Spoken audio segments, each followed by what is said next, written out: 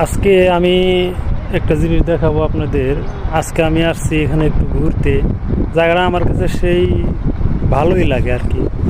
আমাদের সাধারণ মানুষের জন্য যেহেতু কোনোখানে যাওয়ার জন্য জায়গা নাই, কোনো জায়গায় যাইতে পারি না, তার জন্য আমাদের জন্য আমাদের মানুষের জন্য এই জায়গায় ঘোরার জন্য একটা বেশ জায়গাটা আমি আপনাদেরকে দেখাই। এই যে এটা হচ্ছে পাহাড়ের সিস্টেম জায়গা, কিন্তু ভাটা, ইটের ভাটা। এই যে এদিক দেখতে পাচ্ছেন, এই যে এইদিক ইটের ভাটা,